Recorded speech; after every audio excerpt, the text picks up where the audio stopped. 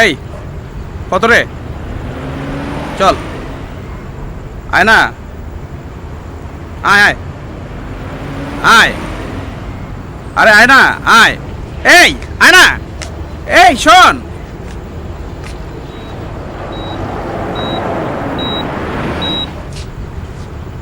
এই শোন না, আয় আয় না, আয় আয় না, ভালো হোটেল উঠা মনে, আয় না, আয় আয়।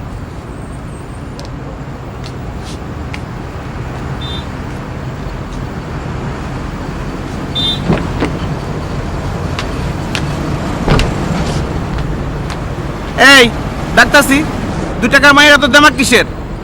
হ্যাঁ আয়।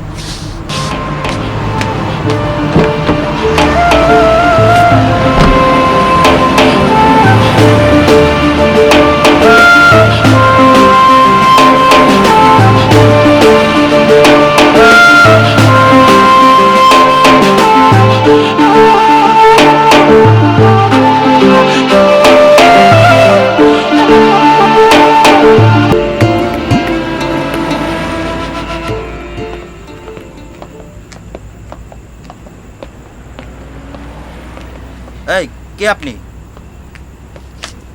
মানুষ। মানুষ মানে? এত রাতে এখানে কি করেন? বাসা কোথায়? বাসা নাই। বাসা নাই, এত রাতে একা একটা মেয়ে এখানে কি করতেছেন? দেশের কোন আইনে আছে যে একা একটা মেয়ে এত রাতে দাঁড়ায় থাকতে পারবে না? এটি কি খালি ছেলেদের দাঁড়ানোর জায়গা? আইন দেখতে চান? আইন দেখতে আলা হয়েছেন? থানায় চলেন। এই আমি যাচ্ছি, ধরতে হবে না ভাই। চলো।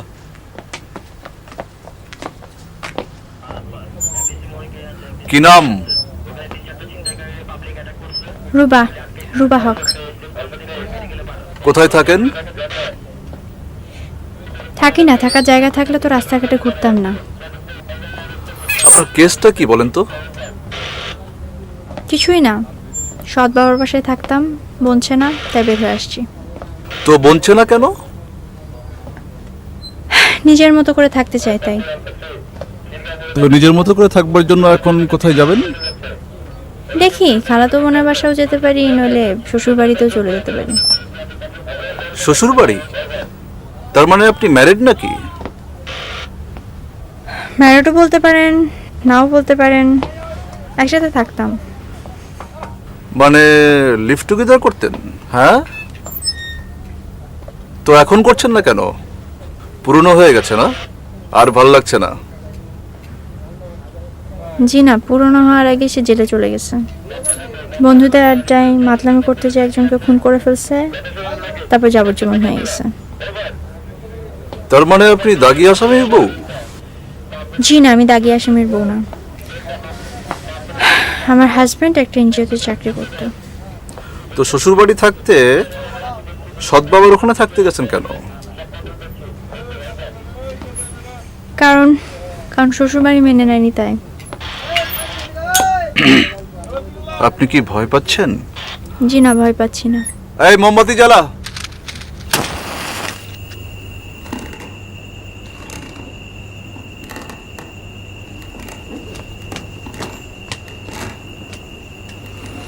আপনি যে কাণ্ডটা ঘটালেন এটার নাম কি? আব্বা বিয়ে। বিয়ে? তো আপনার মাথায় কি? মাথায় কিছু নাই। আপনার পাশে যে মহিলা আছে তিনি কি পরে আছেন? শাড়ি। কি রঙের শাড়ি? বাদামি শাড়ি, সুতি। আমার বাপদাদার 14 পুরুষে আমি এমন বিয়ে দেখিনি যেখানে পাগড়ি নেই আর বউয়ের লাল শাড়ি নেই। আপ বিয়ে রেজিস্ট্রি করেছেন? আব্বা বিয়ে করার ক্ষেত্রে রেজিস্ট্রির প্রয়োজন কি আমি কিন্তু বুঝতে পারছি না। ও, প্রয়োজন কি? আপনি যখন ক্লাস 8-এ পড়তেন আপনি আমাকে কি বলেছিলেন মনে আছে? না, আমার মনে নাই। আপনি বলেছিলেন আপনি একজন নাস্তিক। আমার তখনই উচিত ছিল আপনাকে কতল করে দেওয়া। আমি সেটা পারিনি আপনার মায়ের অনুরোধে, কিন্তু আজ বুঝতে পারছি আমি এটা ভীষণ ভুল করেছি এবং সেই ভুলের ফলাফল আমি আমার চোখের সামনে দেখতে পাচ্ছি। আব্বা আমি এখন আস্তিক। শাস্ত্র না মেনে বিয়ে করা কি ধরনের আস্তিকতা? আস্তিকতার সঙ্গে এই বিয়ের বিরোধ কোথায়? আমার তো মনে হয় পারস্পরিক বিশ্বাস থাকলে। থাক, আমি আপনার সাথে তর্ক বিতর্কে যেতে চাই না। আপনি মহাপণ্ডিত, আপনি এরকম লিভ টুগেদারই করতে থাকেন। এ বাড়ির ছেলে হিসাবে আপনার এই বাড়িতে অধিকার আছে। সে অধিকারের বলে আপনি এই বাড়িতে থাকতে পারবেন, আপনার স্ত্রীটিও পারবে, অবশ্য তাকে যদি আদৌ স্ত্রী বলা যায়। আর আমার জীবদ্দশায় আমি কোনো টাকা পয়সা দিতে পারবো না, তবে আমার মৃত্যুর পর আপনি সম্পত্তিতে ভাগ পাবেন। এত কষ্ট কি আপনি সহ্য করতে পারবেন? জি, আপনি দোয়া করলে পারবো। দোয়া? আমার দোয়া ছাড়া যখন এত কিছু করতে পেরেছেন, বাকিটাও আপনি পারবেন। এখন যান। ফলে মুন্নার যখন যাবজ্জীবন হয়ে গেল, ফার্স্ট চান্সে শ্বশুর বাড়ি থেকে আমাকে বের করে দেওয়া হয়। আর এর পরের কাহিনী তো আগেই বললাম। শ্বশুর বাড়ি থেকে বের হয়ে মায়ের বাড়িতে উঠি, কিন্তু ওখানেও টিকতে পারলাম না।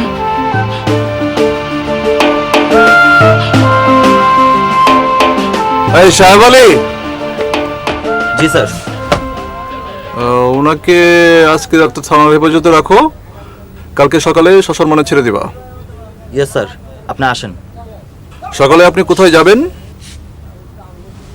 বললাম তো, আমার খালাতো বোনের বাড়িতে। ও, নিয়ে যাও।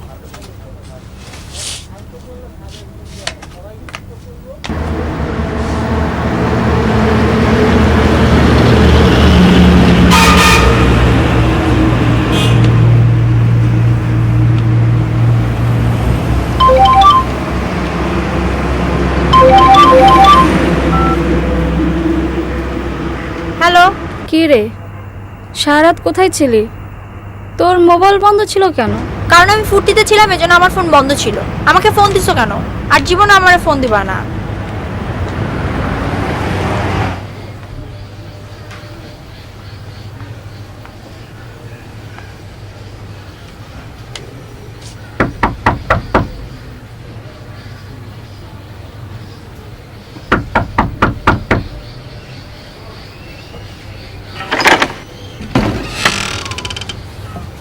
তুই?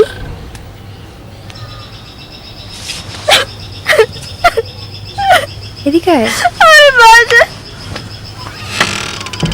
কিসে? কিসে? আমি বাসা ছেড়ে চলে আসছি। কেন?